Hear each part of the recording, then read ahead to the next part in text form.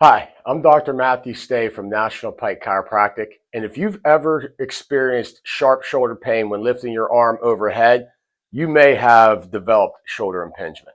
Shoulder impingement occurs when the space between the roof of the shoulder, which is called your acromion process, and the humeral head narrows, causing the tendons and or bursa sac of the shoulder to get pinched with certain movements.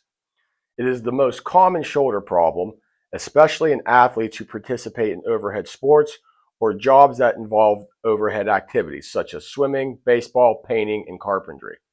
Impingement symptoms may include aching that becomes more intense when reaching. Nighttime pain often disrupts sleep.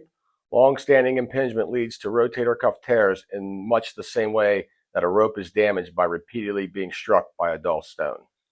All right. So when we evaluate shoulder impingement, which is the next step in this shoulder pain continuum, there's a series or a cluster of tests that we can perform that will clue us in that this is likely happening in the shoulder.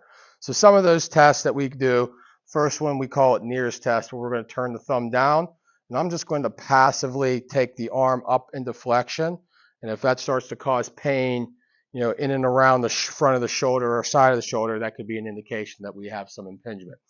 Another test that we can do, we call this the Hawkins-Kennedy test. So go ahead and let your arm relax, let your elbow bend in. And I'm going to let he's going to let his whole arm relax in my hand, and I'm just going to rotate the arm down. And again, if doing this causes pain in the front shoulder or side of the shoulder, that could be an indication that we have some impingement occurring. A couple other tests that we can do as we test the rotator cuff muscles themselves. So this is called O'Brien's test, where we're going to have the thumb down, and I'm going to push, and he's going to resist that. And if that would produce pain again in those same areas, again, we have an indication that we might have some impingement. We can take the arm and put the hand on the belly, and this is going to test another one of the rotator cuff muscles. And all he's going to do is just try to push his hand through his belly. And if that causes any pain, that could be an indicator. Taking the hand on the shoulder, same thing, like he's trying to push his hand through the shoulder. If that causes any pain, that could also be an indicator. Go ahead, turn around so you're back towards the camera. And then we could take that same arm, put it on the back, lower back there, and then this time I'm going to try to pull it away as he tries to keep his hand on his back.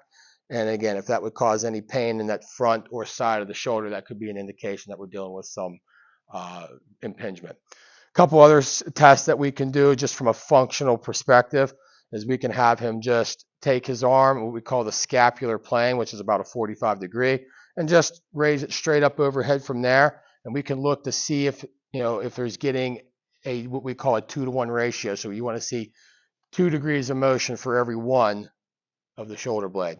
Now, if that would cause pain, then we could go in and do a little what we call scapular assistance. So he can raise the arm as I just assist that shoulder blade. And if that takes the pain away, again, indications that we are likely dealing with some impingement. And another functional test that's a good one, where we call this a scapular repositioning test, where again, he raises the arm up, ouch, ouch, ouch, ouch, ouch. So we bring it back down and we have him squeeze his shoulder blades together and hold that squeeze as he takes that arm back through that motion. And if that would reduce the pain or take it all away, again, another indication that we are likely dealing with some impingement.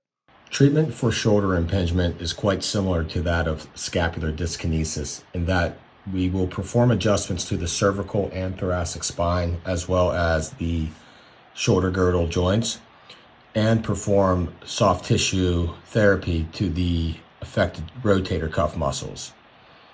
However, because this tends to be a progression and can be a little bit more stubborn than scapular dyskinesis, sometimes we will incorporate shockwave therapy to help promote healing of the affected tissues at the cellular level for a more complete recovery.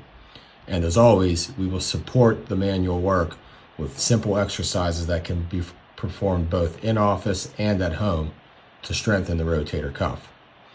And as a full comprehensive game plan for your recovery, it is necessary to discuss specific lifestyle factors like posture correction and activity modifications to avoid painful ranges to mobility and improve function. With the right care, impingement can be treated very effectively before it progresses to the next stage, which is rotator cuff tendinopathy. Now we're going to review the symptoms, evaluations, and treatment options for that in our video next week.